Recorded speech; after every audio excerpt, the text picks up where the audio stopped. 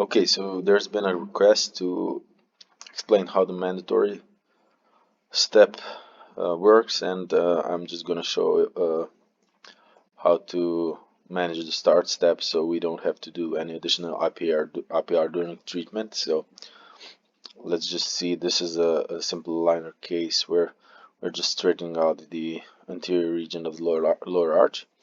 So what I usually do is check.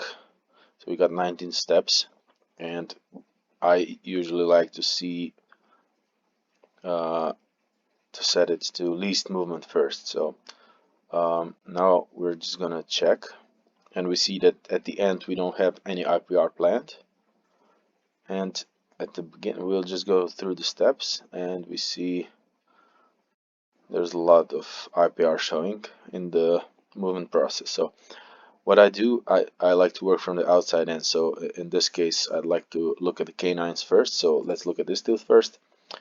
We go from start to finish, and we see there is no IPR on the distal. And then we'll go check on this one and see it's also showing no IPR during treatment. Then we go to the laterals, and on the lower right lateral we see that there's the diastematta but no IPR on the distal. On the lower left lateral we can see that there starts to show IPR. I'm just gonna shut down the diastematta. The IPR shows 0.10, 0.20, 0.10, and then it stops.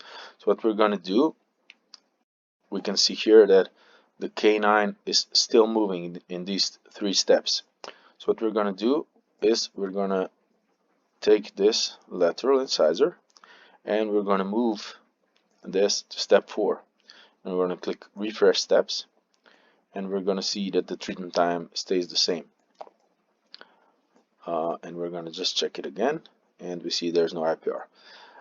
Sometimes this will elongate the treatment time, so we want to keep it still as short as possible. We're going to try with step 3.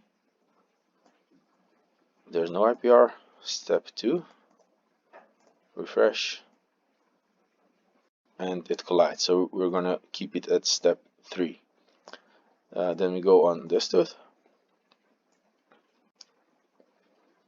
because this now we're back to the centrals, but this one will move much less than this one. So what we're going to do is check the distal, and we see there's no problem. Okay, so this tooth is the problematic one. We see that it's also the last tooth moving, so this tooth will dictate the treatment time to us. So if we just say, okay, we can do it like that. We can see when the other central stops moving, and this is in step 9. We could just do it like that and try what happens. It is a trial and error process, so but we see we still get a lot of contact here, and that's not the worst problem. The worst problem is that our treatment time just elongated for 2 months. Okay, so we're just gonna keep it like that, and then we're gonna try it like this. We're gonna see, okay, this isn't okay because we've got IPR on both sides. We're gonna still have to start it a bit later. So let's check it again.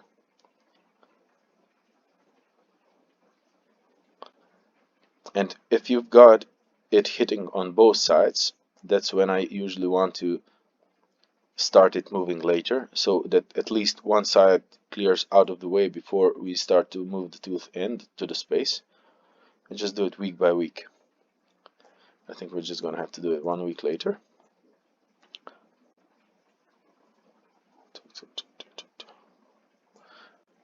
I think this should work regardless, because this is a contact point, and it's an error when it's sectioning the model, and this should actually clear in the treatment. So okay, we're gonna keep it like that, and then we see it's opening a space in here.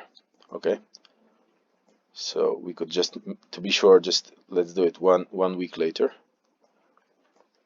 and now we don't have the IPR on the distal, and now it's going to start to collide with the central. And what we can do now is manually in step 17 move this tooth.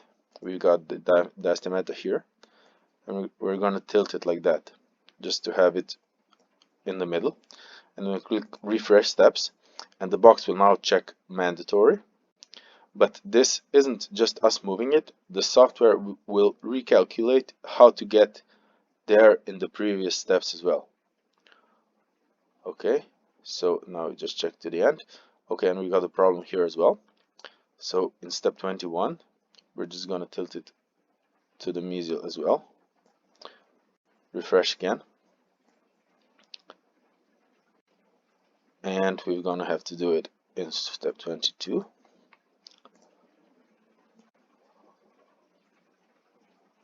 And we're going to have to do it in the, let's just check it in 25th step.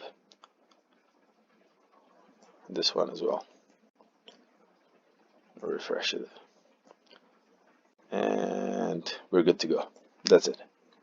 So now we got the treatment time elongated from 19 to 25 steps, and we don't have any IPR showing anywhere during the treatment. So that was the goal that we set out to achieve, and we've got that.